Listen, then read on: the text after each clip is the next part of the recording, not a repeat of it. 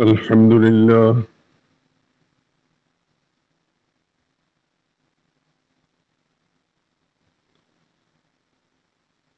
الحمد لله وحده والصلاة والسلام على من لا نبي بعده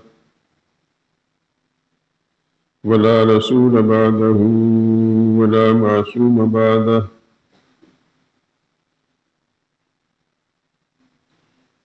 أما بعد فإن خير الحديث كتاب الله وخير الهدي هدي محمد صلى الله عليه وسلم وشر الأمور محدثاتها وكل محدثة بدعة وكل بدعة ضلالة وكل ضلالة في النار. أعوذ بالله من الشيطان الرجيم. بسم الله الرحمن الرحيم.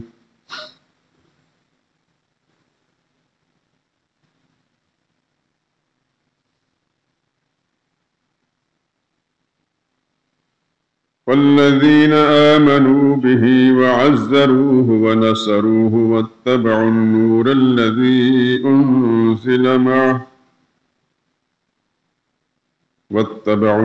الذي أنزل معه أولئك هم المفلحون.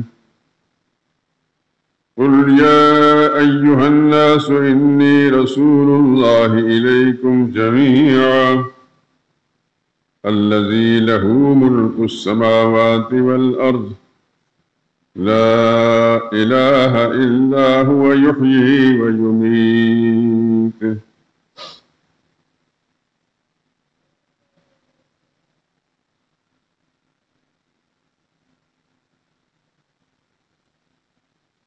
تو جو لوگ ان پر ایمان لائے اور ان کی رفاقت اختیار کی اور ان کو مدد فراہم کی اور جو نور ان کے ساتھ نازل ہوا ہے اس کی پیروی اختیار کی، وہی مراد پانے والے ہیں۔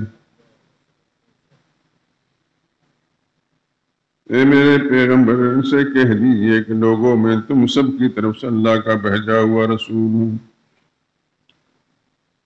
وہ اللہ جو آسمانوں اور زمین کا بادشاہ ہے، اس کے سوا کوئی عبادت اور پکار کے لائق نہیں۔ وہی زندگی بخشتا ہے، وہی موت دیتا ہے۔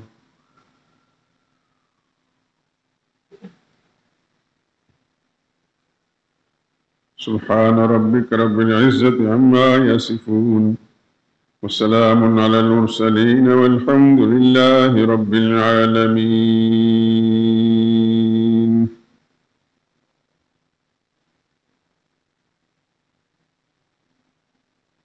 درود پاک پڑھ لیں۔ اللہم صل علی محمد وعلی آل محمد كما صليت على إبراهيم وعلى آل إبراهيم إنك حميد مجيد۔ اللهم بارك على محمد وعلى آل محمد كما باركت على إبراهيم وعلى آل إبراهيم إنك حميد مجيد۔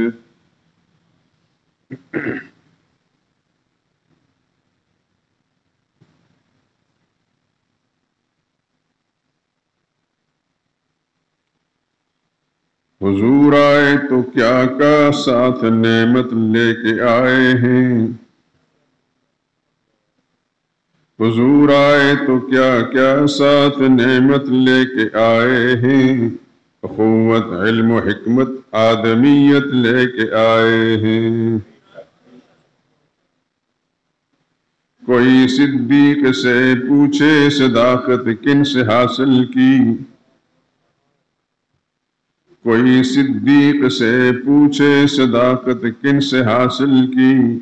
عمر ہیں ان کے شاہد وہ عدالت لے کے آئے ہیں۔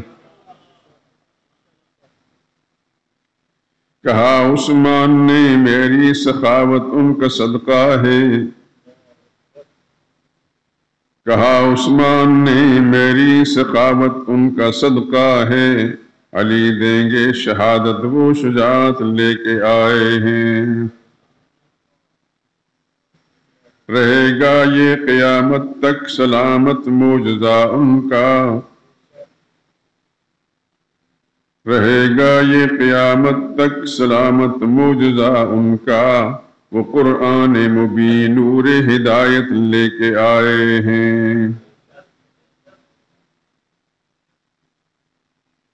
قناعت حریت فکر و عمل مہر و وفا تقوی، وہ انسان کے لیے عظمت ہی عظمت لے کے آئے ہیں، خدا نے رحمت للعالمین خود ان کو فرمایا، خدا نے رحمت للعالمین خود ان کو فرمایا، قسم اللہ کی رحمت ہی رحمت لے کے آئے ہیں،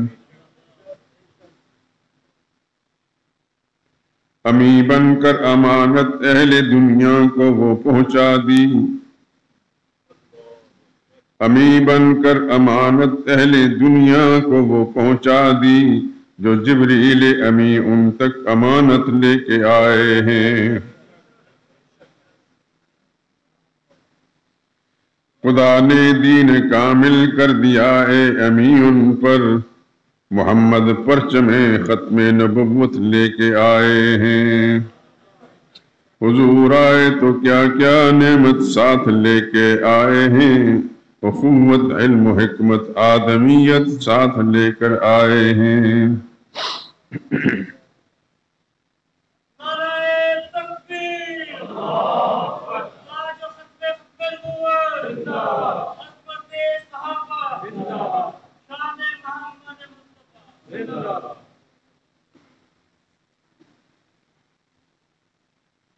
بزرگان محترم، برادران عزیز،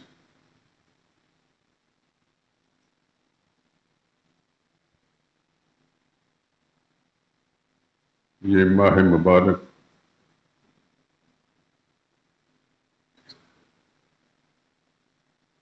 اسلامی تقویم کے اعتبار سے سال کا تیسرا مہینہ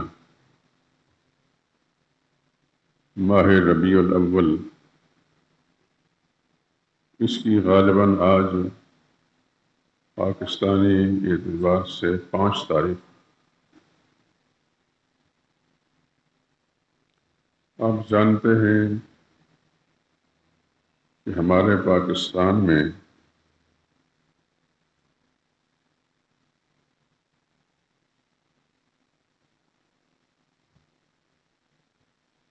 اس مہینے کو مسلمان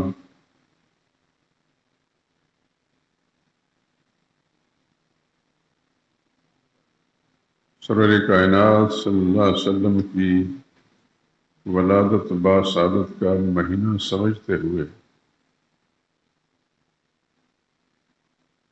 اپنے خیال کے مطابق نبی کریم صلی اللہ علیہ وسلم کے ساتھ عقیدت اور محبت کے اظہار کے لیے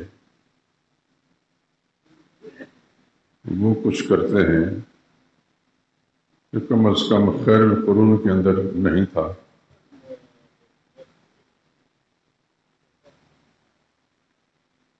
اس دھرتی کا چپا چپا گواہ ہے، اس زمین پر اگنے والے درخت بھی گواہ ہے کہ محمد مصطفیٰ صلی اللہ علیہ وسلم کے ساتھ عقیدت اور محبت کا مظاہرہ جو صحابہ کرام نے کیا ہے، اس کی نظیر صبح قیامت تک نہیں پیش کی جائے گی۔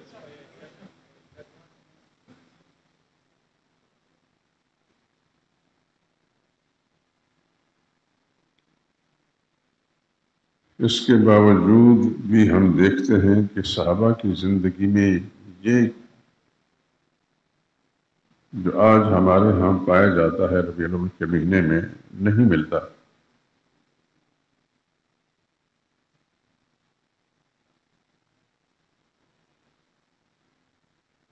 مجھے افسوس صرف اس بات کا ہے کہ عوام الناس کی رہنمائی سچائی پیش کرنا یہ علماء امت کی ذمہ داری تھی۔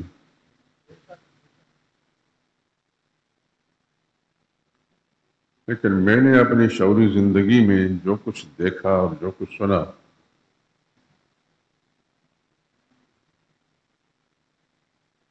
مجھے اتنا بڑا دکھ ہے اس کو الفاظ میں بیان نہیں کر سکتا کہ آخر اللہ کے سامنے سب نے جانا ہے، اس امت کے افراد مسلمانوں کو اپنے نبی کی نسبت سے جو سوچ دینی ہے وہ علماء کی ذمہ داری تھی۔ ظاہر بات ہے کہ جب سوچ بنتی ہے تو اس کے مطابق عمل بھی آتا ہے، جب سوچ ہی صحیح نہیں تو عمل کیسا صحیح ہوگا؟ جو کچھ گلیوں میں، محلوں میں، سڑکوں پر ہوتا ہے، آپ اس کے بارے میں مجھ سے کئی گنا زیادہ گواہ ہیں، شہادت دیں گے، معلومات رکھتے ہیں۔ میں تو اتفاق کی بات ہے کہ جہاں پیدا ہوا وہاں یہ چیزیں نہیں تھیں، زندگی کے جتنے دن بھی وہاں گزارے وہاں یہ چیزیں نہیں تھیں۔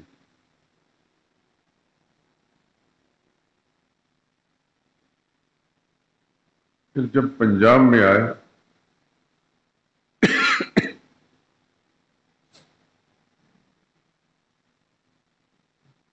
یہ کچھ جو اب ہو رہا ہے، اتنا تو خیر نہیں تھا، لیکن کچھ نہ کچھ دیکھنے کو ملا۔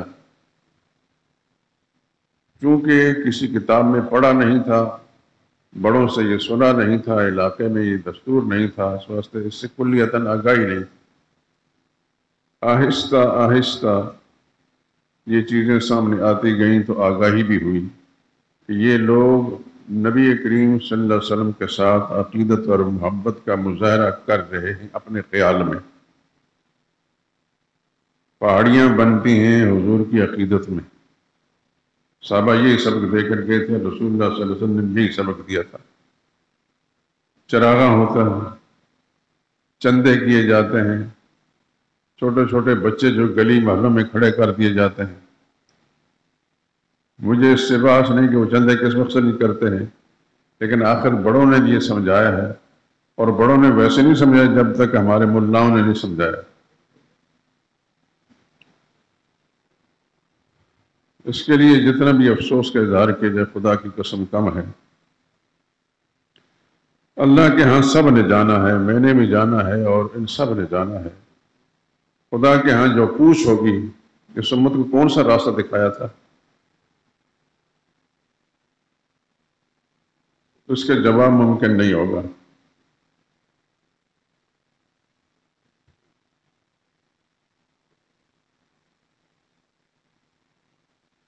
حدیث کی کتابوں کے اندر ایک روایت آتی ہے، اس میں اس کے یہ الفاظ ہیں، ساری روایت تو نہیں پڑھوں گا۔ علماؤہم شر من تحت ادیم السماء، اس دور کے علماء آسمان کی کھال کے نیچے بدترین لوگ ہوں گے۔ علماء شر من تحت ادیم السماء، ادیم کہتے ہیں یہ جو چمڑا ہوتا ہے نا، چمڑا، موٹا سا چمڑا،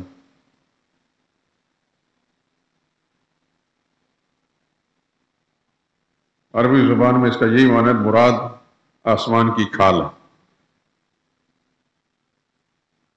علماؤہم شر من تحت ادیم السماء، آسمان کی کھال کے نیچے بدترین طبقہ ہوگا علماء کا۔ من عندہم تخرج الفتنہ، انہی کے اندر سے فتنے نکلیں گے، وفیہم تعود، اور انہی کے اندر واپس لوٹیں گے۔ یہ حدیث مبارکہ جب نظر سے گزری تو سوچتے ہی رہ گئے، یا اللہ، اللہ کے پاک پیغمبر نے صلی اللہ علیہ وسلم علماء کو ورثۃ الانبیاء بھی فرمایا ہے کہ انبیاء کے وارث ہوں گے، وہ کون ہے اور یہ کون ہے؟ تو انبیاء جس مشن پر کام کرتے رہے اس مشن پر کام کرنے والے انبیاء کے وارث ہیں۔ بات بالکل واضح ہے۔ وہ مشن کیا ہے؟ وہ میرا خیال ہے مسجد شہداء کے نمازی سے بے خبر نہیں۔ میرے پاس تو طاقت نہیں کہ مسجد کی دیواروں سے میں بات کر کے جواب لے سکوں، لیکن انشاءاللہ وہ وقت آئے گا ضرور کہ اسے در و دیوار گواہیاں دیں گے۔ اور قرآن کریم کی تلاوت کے دوران اگر غور سے ہم پڑھیں گے، اب مثلا ابھی ایک آیت میں نے پڑھی ہے، قُلْ يَا أَيُّهَا النَّاسُ إِنِّي رَسُولُ اللَّهِ إِلَيْكُمْ جَمِيعًا، میرے نبی آپ اعلان کر دیں، اے دنیا بھر کے انسانوں، میں تم سب کی طرف اللہ کا رسول، اللہ کا بھیجا ہوا، اللہ کا نمائندہ ہوں۔ کون اللہ؟ الذی لہ ملک السماوات والارض، جس کے آسمان و زمین کا راج اور بادشاہ جس کے قبضے میں ہے۔ کیا مشن ہے میرا؟ لا الہ الا ہو، اللہ کے سوا کوئی اور الہ نہیں۔ یہ انبیاء کرام علیہ السلام کا مشن ہے، کہیں قرآن کریم میں اجمالاً، کہیں تفصیلاً۔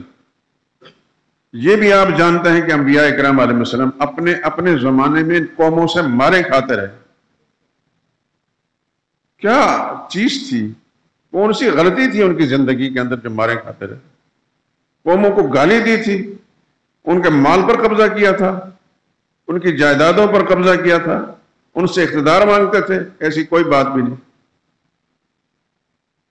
اگر سابقہ انبیاء کرام علیہ السلام کی زندگی کے حالات آپ کے سامنے نہیں تو اپنے آقا حضرت محمد مصطفیٰ صلی اللہ علیہ وسلم کی زندگی کے حالات تو بالکل واضح ہیں۔ وہی قوم، وہی لوگ جو پہلے رسول اللہ صلی اللہ علیہ وسلم سے پوچھا کہ مجھے کیسا پایا 40 دن کے اندر۔ آپ جانتے ہیں کہ 40 سالوں کے بعد وحی آئی تھی، تو حضور نے پوچھا کہ 40 سالوں میں مجھے کیسے پایا؟ حل وجدتمونی صادقا و کاذبا، میں جھوٹ بولتا رہا، جھوٹے کام کرتا رہا، یا سچائی میری زندگی میں تمہیں نظر آئی؟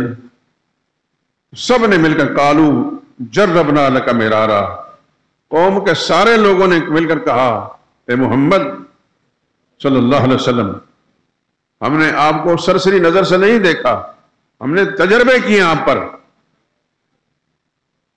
شاید آپ کو اس بات کا اندازہ نہیں ہے، ہم ہر رخ سے آپ کی زندگی کی جائزہ لیتے رہے، فما وجدنا فیک الا صدقا، آپ کے اندر سوائے سچائی اور راست بازی کا اور کچھ بھی نہیں دیکھا۔ آپ نے غور تو فرمایا ہوگا کہ حضور صلی اللہ علیہ وسلم اپنے بارے میں یہ کیوں پوچھ رہے ہیں؟ نبی کریم صلی اللہ علیہ وسلم کو یہ معلوم تھا کہ آگے جو بات میں کہنے لگا وہ بات بڑی بھاری ہے، اور 2-3 باتیں میں کہیں، آخر میں حضور نے فرمایا پھر قولو لا الہ الا اللہ تفلحو، لا الہ الا اللہ پڑھ لو، بول جاؤ، مان لو، تفلحو کامیاب ہو جاؤ۔ اتنی سی بات کی رسول اللہ صلی اللہ علیہ وسلم نے، ایک ہنگامہ کھڑا ہو گیا، وہ ادھر بھاگا، کو ادھر بھاگا، کو ادھر بھاگا۔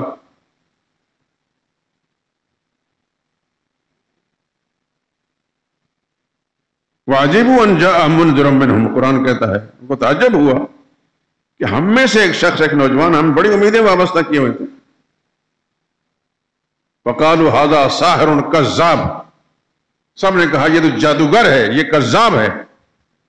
وہی زبانیں چند منٹ پہلے آپ کو صدقہ، سچا اور راست باز کہتی تھی، اب کذاب کا، اتنے بے باک ہو کر یہ الفاظ بولے انہوں نے، اور کہنے لگے اجعل الآلہۃ الہا واحدا، یہ قرآنی آیات ہیں۔ ہمارے بڑے تو مختلف حاجات کے لیے مختلف قسم کے معبود اور حاجت روا مانتے تھے اور ان سے مانگتے بھی تھے۔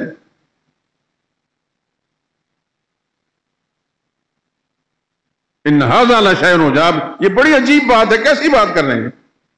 وہ دن اور پھر محمد مصطفیٰ صلی اللہ علیہ وسلم کے آخری دن تک رسول اللہ صلی اللہ علیہ وسلم کے ساتھ جو انہوں نے سلوک کیا، وہ کوئی بھی مسلمان، باشعور مسلمان بے خبر نہیں۔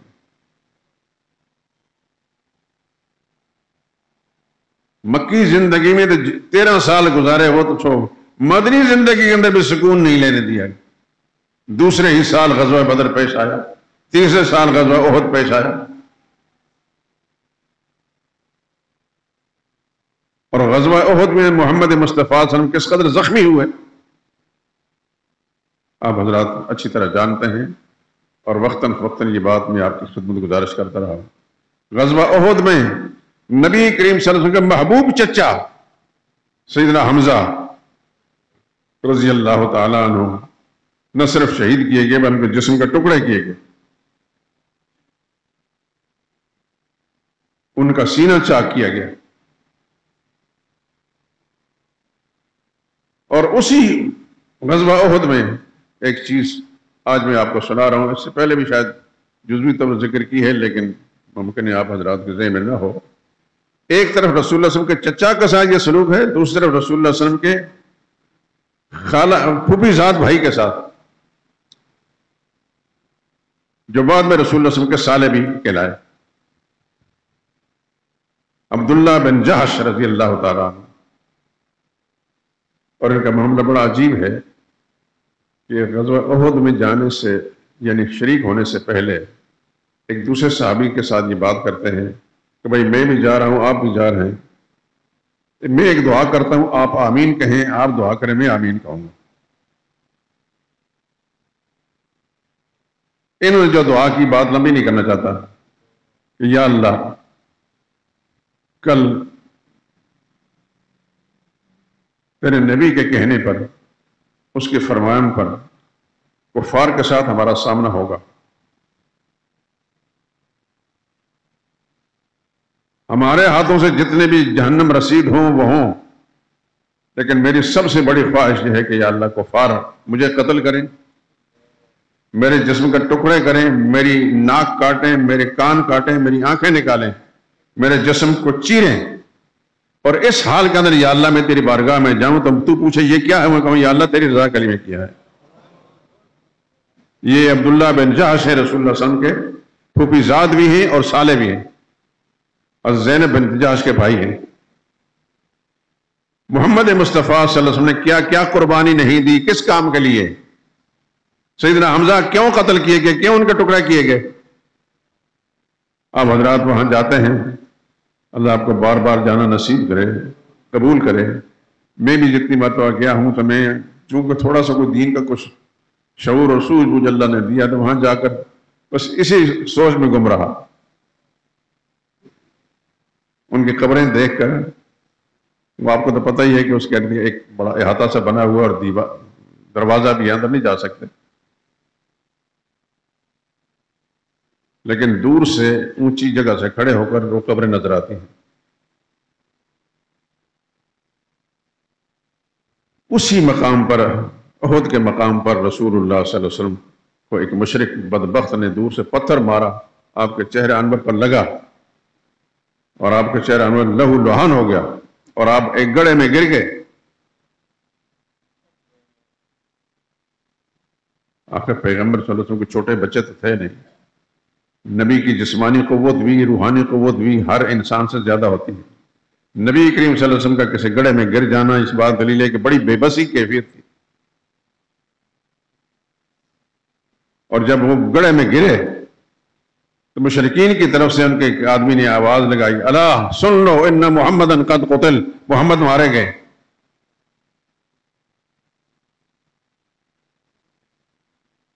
تو بہت سارے صحابہ اکرام اس قدر دل برداشتہ ہوئے، وہ کیفیت اس کو بیان بھی انسان نہیں کر سکتا۔ کوئی نڈھال ہو کر بے بسی کے عالم میں کوئی ادھر جا رہا ہے، کوئی محمد مصطفیٰ صلی اللہ علیہ وسلم نہیں رہے تو پھر ہم کیا؟ لیکن تھوڑی دیر کے بعد نبی کریم صلی اللہ علیہ وسلم نے سنبھل کر پھر اوپر کی طرف اٹھے اور پھر صحابہ اکرام میں سے غازر میں حضرت عمر کو فرمایا کہ جواب دو۔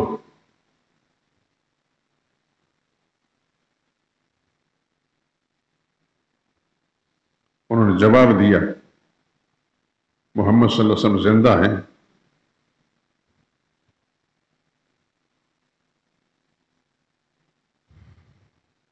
اور مشرک نے جس وقت یہ آواز لگائی تھی تو ساتھ اس نے مشرکانہ جملہ لنا العزا ولا عزا لکم، ہمارے پاس عزا ہے۔ اصل میں مشرکین کا ایک بت تھا عزا۔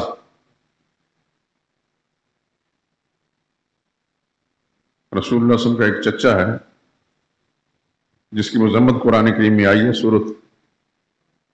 سورہ لہب، تو ابو لہب اس کا اصل نام تھا عبد العزیٰ، کیونکہ مشرکانہ عقیدے کے مشرکانہ نام رکھتے تھے بچوں کے، اس کا نام بھی مشرکانہ تھا، اور ابو طالب کا نام بھی مشرکانہ تھا۔ اس کا کیا نام تھا؟ عبد مناف۔ مناف مشرکین کا ایک بت تھا، اس کی وجہ سے عبد مناف کا۔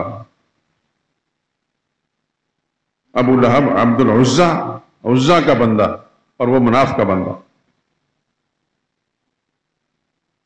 تو جس وقت انہوں نے کہا لنا العزیٰ ولا عزیٰ لکم، ہمارے پاس عزیٰ ہے، اصل میں عزیٰ کی میں حقیقت بیان کر دوں، مفسرین نے محققین نے لکھا کہ عزیٰ ایک عورت کا نام، اور وہ مشرکین کے یہاں بڑی مقبول، تو اس کے نام پر بت بنایا گیا۔ جب دماغ خراب ہو جائے، شرک میں مبتلا ہو گیا، تو پھر عورت کیا مرد کیا، خدا کی جب پھٹکار پڑ جاتی ہے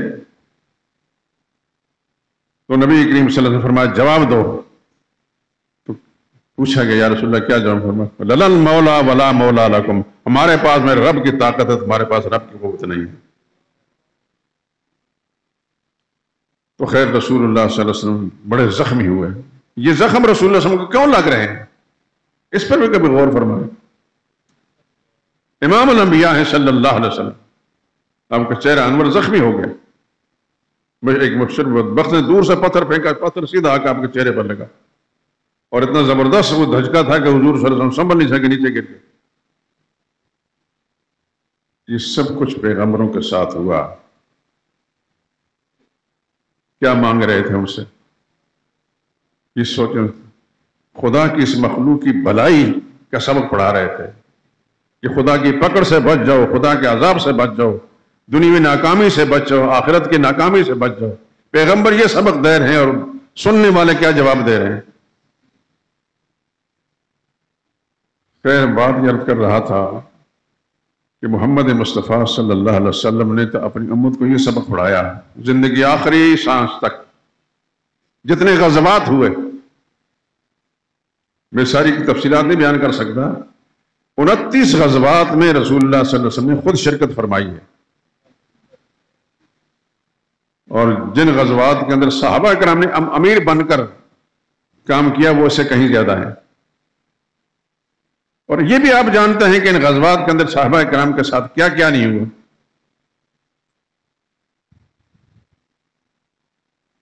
بدر کے اندر تو 14 مسلمان شہید ہوئے تھے، لیکن احد کے اندر 70 مسلمان شہید ہوئے، جن میں حضرت حمزہ بھی تھے اور حضرت عبداللہ بن جاش۔ یہ سب کچھ برداشت کیا۔ ایک اور بات آپ ذہن میرا خیال ہے آپ کو یقیناً آتا ہوگا کہ رسول اللہ صلی اللہ علیہ وسلم خدا کے نبی تھے صلی اللہ علیہ وسلم، تو ایک پیغام رساں تھے، ان کا مشن یہ تھا۔ یہ لوگ کیوں مارے کھا رہے تھے؟ ان کو دنیا کیا فائدہ مل رہا تھا؟ کسی کو کرسی مل رہی تھی، کوئی اقتدار مل رہا تھا، مال مل رہا تھا۔ دن رات پیغمبر صلی اللہ علیہ وسلم جو اشارہ کرتے اپنے اشاروں پر جان قربان کر رہے ہیں۔ ایک غزوے کا حال یہ ہے کہ رسول اللہ صلی اللہ علیہ وسلم وہاں سے فارغ ہوئے، صحابہ کرام واپس مدینہ طیبہ پہنچ ہی تھے، تو حضور صلی اللہ علیہ وسلم کا فرمان آ گیا کہ ہتھیار نہیں کھولنے۔ اللہ اکبر، تھکے ہارے وہ لوگ آج 1500 سال کے بعد میں اور آپ ان کا تذکرہ کرتے ہیں، سنتے ہیں، خوشیاں محسوس کرتے ہیں، دل میں ان کے لیے محبت ہے۔ کیوں ہے؟ وہ اللہ اس کے رسول کے اس قدر مخلص ہیں کہ تھکے ہارے ہیں۔ نبی نے فرمایا ہتھیار نہیں کھولنے، ٹھیک ہے، فرمایا فلاں جگہ جانا ہے۔ ایک سردار تھا جو بعد میں وہ سردار رسول اللہ صلی اللہ علیہ وسلم کا سسر بنا، ان کی صاحبزادی حضرت جویریہ رضی اللہ تعالی عنہا اور رسول اللہ صلی اللہ علیہ وسلم کی بیوی بنی۔ وہاں پہنچے، وہاں کی کوئی خبریں ایسی آئی تھیں کہ وہ تیاری کر رہے ہیں مسلمانوں پر چڑھائی کرنے کے لیے۔ صحابہ کرام حضور کے فرمان پر وہاں پہنچے، ابھی وہ سنبھلے نہیں تھے کہ ان پر ایسا حملہ کیا۔ کئی ایک کو تو اس جگہ پہنچا دیا جہاں پہنچانا تھا، اور کئی ایک کو گرفتار کر کے لے آئے، اور ان گرفتار شدہ لوگوں میں مرد بھی اور عورتیں بھی۔ اور عورتوں میں خاص طور سے ذکر کرتا ہوں حضرت جویریہ رضی اللہ تعالیٰ عنہ، جو بعد میں رسول اللہ صلی اللہ علیہ وسلم کی بیوی بنی ہے، بڑی شان کی صحابیہ ہیں کہ ان کی عبادات کے چرچے جو ہے کتابوں کے اندر بہت آتا ہے۔ ایک سردار کی بیٹی تھی، بڑی حسین اور جمیل بھی تھی، اور ان کے خاندان کے سب جتنے لوگ گرفتار ہوئے تھے 300 کے لگ بھگ، صحابہ کرام نے جب دیکھا کہ ان لوگوں کو جو ہمارے غلام بنے ہوئے ہمارے ملکیت میں آ چکے ہیں، اسی خاندان کی ایک خاتون تو رسول اللہ کی بیوی بن گئی۔ رسول اللہ کی محبت میں حضرت جویریہ کے عقیدت کے اندر انہوں نے سب کو آزاد کر دیا۔ صحابہ کرام نے کس خوبی کا ذکر کروں میرے دوستو، صحابہ ایسے لوگ تھے، نبی کی اداؤں پر مر مٹنے والے لوگ، لیکن ان سب کے باوجود حضور صلی اللہ علیہ وسلم کی ولادت کی تاریخوں کے اندر نہ انہوں نے پہاڑیاں بنائی، نہ چراغاں کیے، اور کیا کیا ہوتا ہے آپ زیادہ جانتے ہیں، کیونکہ میں پھرتا نہیں گلیوں بازاروں کے اندر، اتفاق سے یہاں آیا ہوں تو بس یہیں کا ہو گیا، بس یہاں کچھ نہیں ہوتا، لیکن مارکیٹوں کے پاس یا گلیوں محلوں کے اندر جو کچھ ہوتا ہے اس سے آپ زیادہ واقف۔ کیا یہ رسول اللہ صلی اللہ علیہ وسلم کی محبت ہے، یہ عقیدت ہے، یہ رسول اللہ کی تعلیم ہے؟ صحابہ کرام نے ایسا کیا۔ تو اللہ سے دعا کریں کہ اللہ ان کو ہدایت دے، لیکن ان کو غلط لائن پر چلانے والوں کو بھی خدا ہدایت دے۔ ہدایت اللہ ہی کے قبضے میں ہے۔ اگر نبی کریم صلی اللہ علیہ وسلم کے اشارے کنائے میں یہ بات ہوتی تو پھر ہمارے لیے کیا مشکل تھا اس پر عمل کرنا۔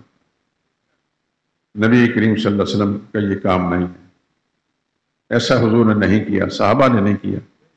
صحابہ سے بڑا عقیدت مند خدا کی زمین پر کوئی پیدا ہی نہیں ہوا، نہ قیامت تک پیدا ہوگا۔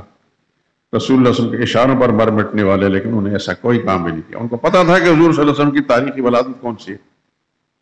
ہمارے ہاں مصیبت تو یہ ہے کہ عام لوگوں کو حضور کی نہ تاریخ ولادت معلوم ہے، نہ تاریخ وفات معلوم ہے۔ آپ حضرات نے یہی سن رکھا کہ 12 ربیع الاول نہ رسول اللہ کی تاریخ ولادت ہے اور نہ تاریخ وفات ہے، لیکن اس کا تعلق علم کے ساتھ، تحقیق کے ساتھ ہوتا ہے۔ رسول اللہ صلی اللہ علیہ وسلم کی تاریخی ولادت 8 ربیع الاول ہے۔ آپ حضرات یقیناً لاہوری لوگ جو ہیں تعلیمی اداروں کے شہر کے اندر بستے ہیں، تعلیم سے آشنا ہیں، تو تحقیق اور مطالعے کا ذوق اور شوق ہوگا، یقیناً ہونا چاہیے۔ آپ کو میں ایک کتاب کا حوالہ دیتا ہوں، علامہ شبلی نعمانی اور علامہ سید سلیمان ندوی، یہ دونوں استاد شاگرد، انہوں نے سیرت النبی صلی اللہ علیہ وسلم کے نام پر ایک کتاب لکھی، 7-8 جلدوں میں۔ اردو زبان میں ایسی کتاب آج تک نہیں لکھی گئی۔ رسول اللہ صلی اللہ علیہ وسلم کی زندگی، حیات طیبہ کے ان گوشوں پر انہوں نے کام کیا ہے جس کی مثال مجھے کم از کم اپنے ناقص مطالعے میں کہیں بھی نہیں ملی۔ اردو میں تو یقیناً نہیں ہے، لیکن عربی کتابوں کے اندر بھی اتنا کچھ نہیں دیکھا۔ علامہ شبلی نعمانی کی کتاب سیرت النبی کی جلد ثانی میں آپ مطالعہ کریں گے، انشاءاللہ العزیز جو کچھ بات میں کہہ رہا ہوں اس کی تصدیق آپ کو مل جائے گی۔ نبی کریم صلی اللہ علیہ وسلم کی تاریخ وفات 1 ربیع الاول ہے۔ ابھی نماز کے بعد ایک پمفلٹ حقیقت میلاد کے نام سے جو کئی سال پہلے میں نے لکھا تھا، درمیان میں کئی سال تک چھپا نہیں، میں نے اس دفعہ چھپوا دیا ہے، بعد آپ کو مل جائے گا، لیکن اس کو غور سے مطالعہ کریں۔ کوئی لمبی چوڑی کتاب نہیں، 8 صفحے کا پمفلٹ ہے، لیکن اس کا غور سے مطالعہ کریں آپ۔ لیکن خدا کے لیے اخباروں کے ساتھ ردی کی کاغذ میں اس کو نہ رکھیں۔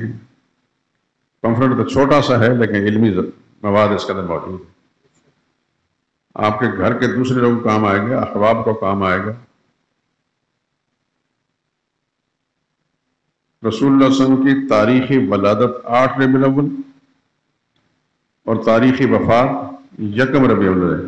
12 ربیع الاول کے ساتھ رسول اللہ صلی اللہ علیہ وسلم کی وفات اور ولادت کے ساتھ کوئی تعلق نہیں ہے۔ لیکن بدقسمتی یہ ہے کہ ہمارا جو ملا ہے، میں کس لفظ سے یاد کروں، حقائق یہ ہیں کہ ان کو ذرا ہلاؤ نا تو یہ کوڑے نکلیں گے۔ یہ برتن میں کوئی چیز ہوتی نہیں، ہلاؤ تو پتہ چلے کتنی مقدار میں کیسی ہے۔ ان کو ذرا ہلاؤ نا علمی طور پر تو کوڑے نکلتے ہیں۔ داڑھی لمبی کرنے، لمبے لمبے چولے پہننے سے یا رومال باندھنے یا پگڑی باندھنے سے مولوی نہیں بن جاتا، اس کے لیے بڑی قربانی دینی پڑتی ہے۔ میں علماء کی جوتیوں سے لگی ہوئی مٹی سے بھی نیچے کا آدمی، لیکن اس کے باوجود میں اول پھول نہیں بکتا، اپنی آنکھوں سے دیکھ کر جان کر یہ چیزیں آپ حضرات کی خدمت پیش کرتا ہوں۔ اور میری اس نصف صدی کا جو عرصہ ہے اس کے اندر یہی کچھ کیا میں نے، اور کچھ بھی نہیں کیا۔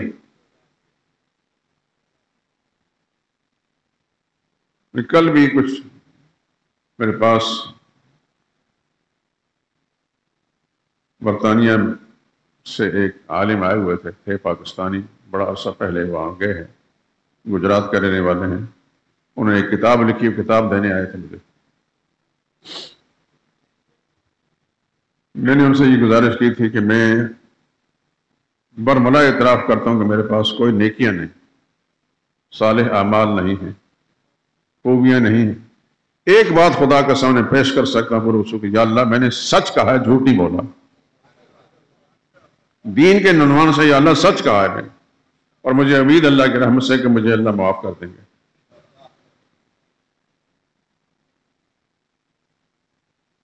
یہ بھی آپ حضرات کے علم میں ہے ہوگا، اس سچ کہنے پر کئی دفعہ مجھ پر کیس بھی بن گئے، اور کیس معمولی نہیں بنے، دہشت گردی کے۔ یہ جو پمفلٹ ہے اس پر بھی دہشت گردی کیس بنا۔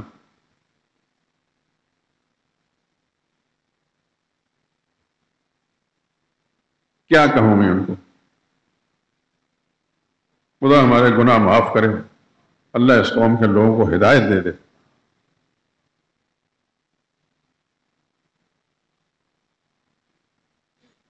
کہنے کا مقصد یہ تھا کہ آپ حضرات میلاد کے ذہن سے سوچ رہے ہوں گے ہم نے میلاد منانی ہے۔ میلاد جھنڈیاں لگانے سے، پہاڑیاں بنانے سے، چراغاں کرنے سے، اور کیا حلوہ تقسیم، حلوے پکاتے ہیں، حلوے تقسیم کرنے سے، کیوں جی؟ اچھا، اس سے نہیں ہوتا۔ نبی کریم صلی اللہ علیہ وسلم کی ولادت کا جو مقصد ہے، بعثت کا جو مقصد ہے، وہ قرآن کریم میں ہے۔ یا ایھا الناس انی رسول اللہ علیکم، اے دنیا بھر کے انسان تم سب کی طرف خدا کا بھیجا ہوا ہو۔ کون خدا؟ الذی لہ ملک السماوات والارض لا الہ الا ھو، وہ جو آسمان و زمین کا بادشاہ ہے۔ میرا مشن کیا پیغام یہ لا الہ الا اللہ کے سوا کوئی اور الہ نہیں۔ کیا ہم قرآن کریم کی اس آیت کا انکار کر سکتے ہیں؟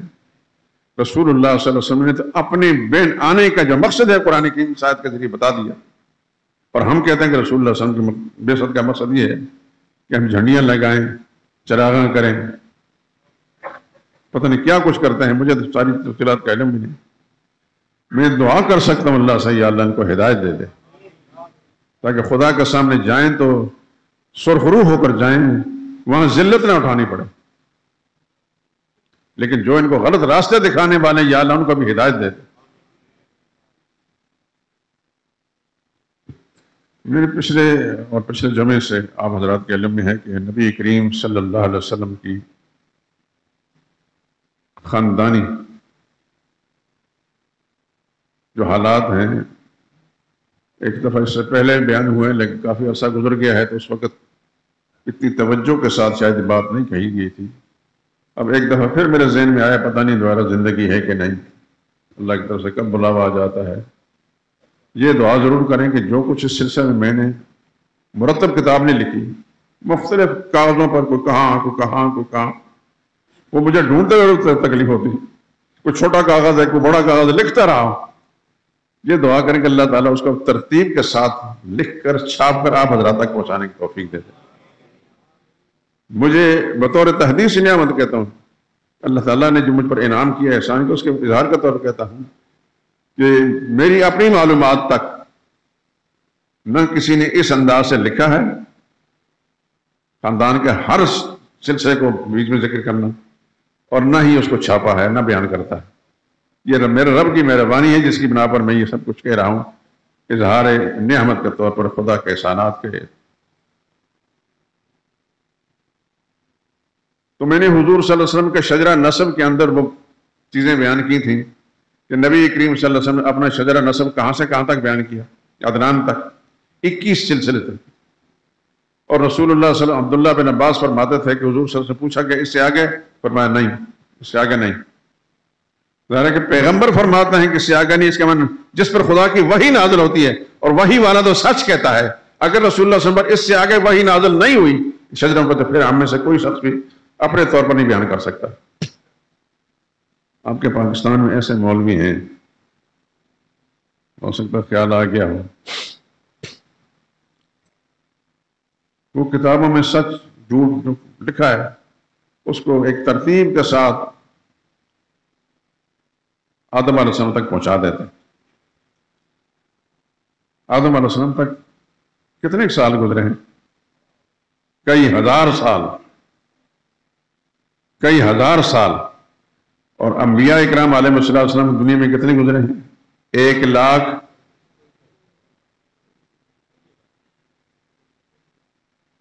کئی ہزار میں اس لیے کہتا ہوں کہ 24,000 تو عام طور مشہور ہیں، لیکن حتمی طور پر نہیں کہا جا سکتا 24,000 ہیں، 25,000 ہیں۔ اس وقت میں 1 لاکھ کئی ہزار انبیاء اکرام علیہ السلام دنیا میں تشریف لائے۔ 1 لاکھ کوئی معمولی بات نہیں دوستو۔ یہ سب آدم علیہ السلام کی اولاد میں سے تھے۔ ان کی زندگیاں کیسی کیسی، اور سابقہ انبیاء کی عمریں بڑی لمبی تھی۔ نوح علیہ السلام کے بارے میں تو آپ کو پتہ ہی ہے، قرآن میں موجود ہے، فَلَبِثَ فِيهِمْ أَلْفَ سَنَةٍ إِلَّا 50 عاما، رہے اپنی قوم کے اندر 1000 سال، اس میں 50 کم کر لو، 1000 سے 50 کم کریں کتنے ہوتے ہیں؟ 950 سال۔ 950 سال نوح علیہ السلام اپنی قوم میں رہے اور یہی مشن ادا کرتے رہے۔ اور اس انداز سے نہیں کہ مسجد شہداء کا جو امام ہے اس کے ساتھ وہ ہفتے میں 1 دفعہ آ کر ممبر بیٹھ کر لوگوں کی سمع خراشی کرتا ہے۔ نوح علیہ السلام فرماتے ہیں رب انی دعوت قومی لیلم و نہارا، میرے اللہ میں نے اپنی قوم کو راتوں کو بھی دعوت دی ہے، دن کو بھی دعوت دی ہے۔ ثم انی دعوتہم جہارا، میں نے علانیہ بھی سنایا، واسررت لہم اسرارا، ایک ایک کو پکڑ کر یا اللہ میں نے انہیں تیرا پیغام پہنچایا۔ چپکے سے بھی بات کی ہے، اونچی آواز سے بھی بات کی ہے، ایک ایک کو الگ الگ پکڑ کر بات کی ہے۔ 950 سال تک خدا کا پیغمبر پورے اخلاص کے ساتھ اس مسئلے کی دعوت دیتا ہے، وہ کوئی معمولی بات ہے؟ تو ہر نبی کو اللہ نے جتنی عمر دی، اور جب ان پر وحی آئی اس کے بعد زندگی آخری سانس تک وہ وہی کام کرتے رہے۔ ہم لوگ تو کسی درجے کے لوگ نہیں، ہماری بات کے کیا وزن، ہماری حیثیت کچھ نہیں، نہ ہماری بات کا کوئی وزن ہے۔ انبیاء اکرام علیہ السلام لوگ تھے، وہ مشن یہی تھا، مشن یہی تھا جس پر انبیاء اکرام کو مار کھانی پڑی۔ یقیناً ہر نبی کے زمانے میں عبادتیں بھی ہوں،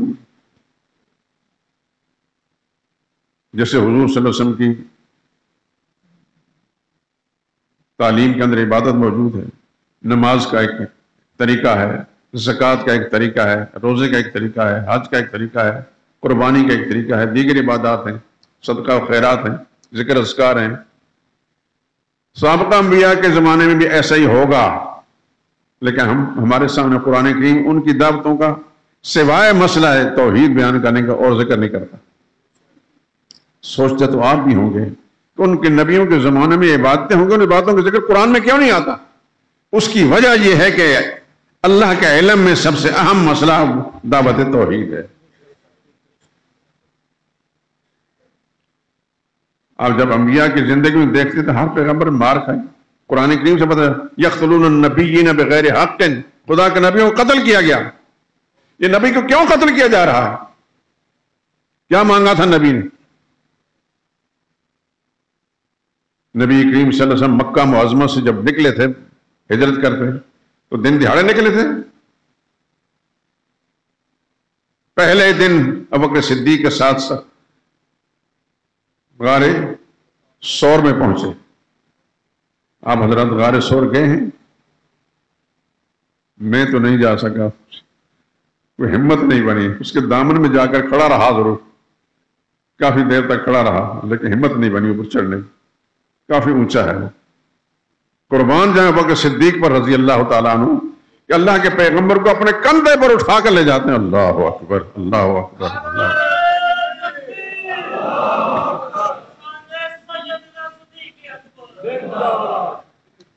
اور وہاں جا کر پھر آگے کیا کارنامہ کیا؟ حضور کو باہر کھڑا کر کے، غار کے اندر لائٹ نہیں تھی، اللہ اکبر، اس اندھیرے کے اندر جا کر اس کو غار کو صاف کرتے ہیں، جو بھی ہاتھ میں آیا. پھر غار کے اندر وہ جو دیوار ہے اس کو ٹٹولتے ہیں کہ کوئی موذی جانور اس کے اندر نہ ہو. تو اپنی ایک چادر جو اس کو تھوڑا تھوڑا پھاڑ پھاڑ کر اس کے اندر اس سوراخ کو بند کرتے ہیں. ایک سوراخ رہ گیا، چادر ختم ہو گئی. پھر نبی کریم صلی اللہ علیہ وسلم کو اندر بلایا تو حضور صلی اللہ علیہ وسلم نیچے بیٹھ کے رسول اللہ صلی اللہ علیہ وسلم کو اپنی گود کے اندر لٹا دی. اور اس سوراخ پر، جس سوراخ میں کوئی کپڑا نہیں ٹھونسا تھا، اپنی ایڑی رکھ دی کہ یہاں سے کوئی موذی نہ نکلے. خدا کی شان کی جو اندیشہ تھا وہی ہوا. تھوڑی دیر کے بعد سانپ نے ڈسا ان کی ایڑی کو. سانپ کا ڈسنا کوئی معمولی بات تو نہیں، کتنا زہر چڑھ گیا ہوگا، کتنی تکلیف ہوئی ہوگی. لیکن نبی کریم صلی اللہ علیہ وسلم کی راحت کی خاطر وہ ہلتے نہیں. یا خدا کی زمین پر آدم کی اولاد میں آسمان کے نیچے ابوبکر صدیق جیسا نہیں پیدا ہوا نا قیامت میں. خدا کی قسم جو ان کی زندگی حالات پڑھتے ہیں حیران ہو جاتے ہیں. ہلے نہیں، وہ اذیت برداشت کرتے کرتے جیسے بہت تکلیف ہوئی تو آنکھوں سے آنسو نکلا ہے، اور آنسو سیدھے رسول اللہ صلی اللہ علیہ وسلم کے چہرے انور پر گرے. حضور صلی اللہ علیہ وسلم کی آنکھ مبارک کھل گئی. پوچھا ابوبکر کیا بات ہے؟ اللہ اکبر. عرض کہ یا رسول اللہ، ایک موذی نے، کالے نے ڈس لیا ہے. وہ کالے اب بھی ڈستے ہیں، جانتے ہیں آپ؟ کالا رنگ ان کو بہت زیادہ پسند ہے. موذی نے ڈس لیا ہے. نبی کریم صلی اللہ علیہ وسلم کی ذات ایک قربان جائیں، آپ نے اپنے لوہا مبارک نکالا اور ابوبکر صدیق کی ایڑی پر لگایا. اللہ پاک نے وہ زہر اٹھا دیا. قربان جہاں ابوبکر صدیق پر پیغمبر منہ مبارک جہاں خدا کی وحی بولتی تھی، وہاں سے لعاب نکل کر ابوبکر صدیق کی ایڑی پر لگتا ہے. قربان جہاں ان پر بھی، ان کی ایڑی پر بھی. 3 راتیں وہاں گزاری. تفصیلات میں نہیں جانا چاہتا. اللہ اکبر. ابوبکر صدیق کا ایک غلام ہے، اس کو ڈیوٹی لگائی تھی کہ تم جانور چراتے چراتے شام کے وقت ادھر لے آنا. مشرکین مکہ کو اندازہ نہیں تھا کہ ابوبکر صدیق کہاں ہیں اور محمد مصطفیٰ صلی اللہ علیہ وسلم کہاں ہیں. یہ اللہ کی طرف سے ایک تقسیم تھی. اور رات کے وقت وہ کھانے پینے کی چیزیں پہنچا دیتے تھے. 3 دن کے بعد پھر نبی کریم صلی اللہ علیہ وسلم کو لے کر وہاں سے نکلے. کہاں جانے کے لیے؟ مدینہ منورہ جانے کے لیے. مدینہ منورہ کتنا ہی دور ہے؟ یہاں سے آپ پشاور جائیں، میرا اندازہ یہ ہے کہ پشاور سے بھی فاصلہ زیادہ ہوگا. میں پیدل گیا تو نہیں، لیکن اندازہ ضرور لگایا میں نے.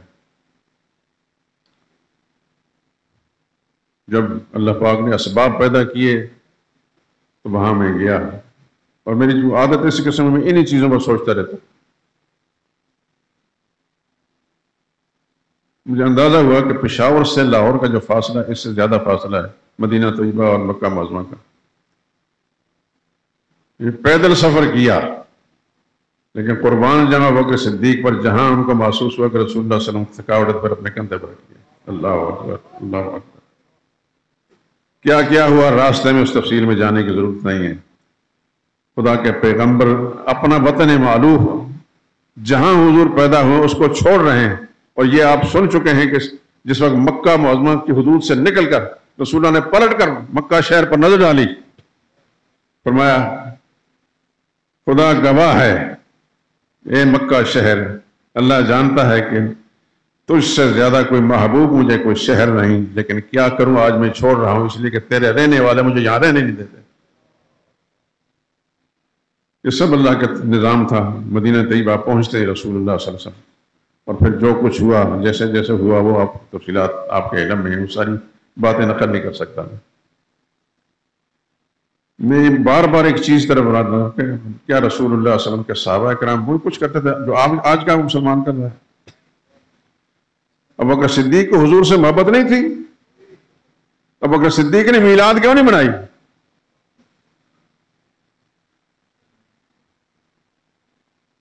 فاروق اعظم رضی اللہ تعالیٰ عنہ کو حضور سے محبت نہیں تھی؟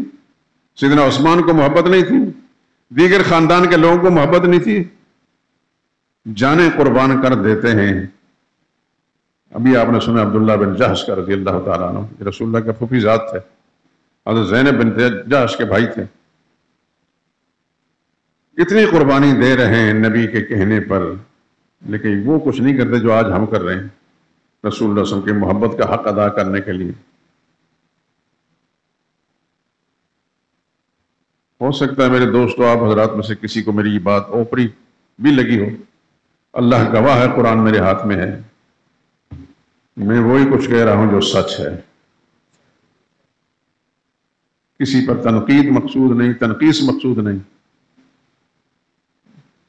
اللہ پاک کا حکم سنانا اور مسلمانوں کی توجہ اس طرح مبذول کرانا ہے کہ مسلمانوں کو رسول اللہ صلی اللہ علیہ وسلم کی اتباع لازمی ہے. قل ان کنتم تحبون اللہ فاتبعونی یحببکم اللہ. میرے لاڈلے حبیب ان لوگوں سے اعلان کر دیا کہ تم خدا سے پیار کرنا چاہتے ہو، اس پیار کا ذریعہ ہے فاتبعونی، میرے پیچھے پیچھے چلو، میری اتباع کرو، میری پیروی اختیار کرو. یحببکم اللہ، خدا تم سے پیار کرے گا. یہ قرآن میں ہے، نبی کی زبان سے اعلان کروایا ہے میرے رب نے. تو یہ میرے لیے بھی ہے اور آپ کے لیے بھی. دوستو لوگ کیا کرتے ہیں کیا نہیں کرتے، آپ کی گلی محلی والے، آپ کا امام یا آپ کا رشتہ دار کیا کرتے ہیں، آپ اپنا معاملہ خدا کے ساتھ سیدھا رکھیں. میں نے جو معروضات پیش کر دی ہیں یقیناً سمجھ میں آئی ہوں گے. آپ پڑھے لکھے لوگ ہیں اور دینی جذبے سے سرشار ہیں. خدا بند قدوس آپ کے اس دینی جذبے کو قبول فرمائے، استقامت نصیب فرمائے، آپ کے گھروں کو خدا دین سے آباد کر دے، آپ کی نسلوں کو یا اللہ ہدایت پر قائم رکھے. لیکن جو سچ اس مسجد شہداء سے آپ کو قرآن کی روشنی میں ملا ہے، یا اللہ اس کو بھی سمجھنے کی، اس پر عمل کرنے کی توفیق عطا فرما. میں نے آج سوچا تھا کہ تھوڑا سا یہ مضمون بیان کر کے پھر اپنا پچھلا مضمون جو ہے بیان کروں گا، لیکن اندازہ ہوا کہ وقت تھوڑا ہوتا ہے. تو اگر میری زندگی رہی انشاءاللہ العزیز آپ کی دعا بھی ضرور کریں، دعا کیا کریں، دعاؤں میں بڑا اثر ہے. اللہ نے فرمایا اجیب دعوت الداع اذا دعان، دعا کرنے والے کی دعا کو میں سن لیتا ہوں، قبول کرتا ہوں جب وہ دعا کرتا ہے. تو میرے اللہ کا وعدہ ہے، تو آپ دعا کریں گے تو میرے حق میں بھی انشاءاللہ قبول ہوگی. اور میں تو ہمیشہ آپ کے لیے دعا کرتا ہوں، کوئی تعلی نہیں، تکبر نہیں، خدا اس لعنت سے محفوظ رکھے. میں ہر روز رات کے پچھلے پیر آپ سب لوگوں کے لیے دعا کرتا ہوں. میری عزیزداری جو ہے پوری دنیا میں جہاں کہیں ہے، اس کے ساتھ ساتھ آپ لوگوں کے لیے دعا کرتا ہوں کہ آپ کا حق ہے مجھ پر، آپ کا حق ہے مجھ پر. میں اپنا حق تو نہیں جتلا رہا، لیکن درخواست ضرور کروں گا میرے لیے بھی دعا کیا کریں کہ خدا بند قدوس صحت رکھے. اور لیکن صحت جو ہے دین کے کام کے لیے، فضولیات کے لیے نہیں، دین کے کام کے لیے ہمیں صحت دے، اور اللہ تعالیٰ اس کام کو قبول بھی فرما لے.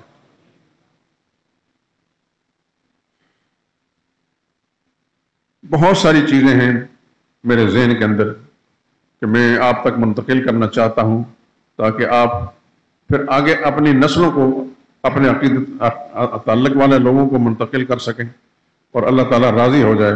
بہرحال یہ کچھ چند چیزیں ہیں ایسی ہیں کہ جو میرا مقصود ہے آپ کے سامنے بیان کرنا، لیکن آج ضمناً میں نے اس مسئلے کو تھوڑا سا بیان کرنا چاہا، وہ سارا ٹائم اس کے اندر لگ گیا۔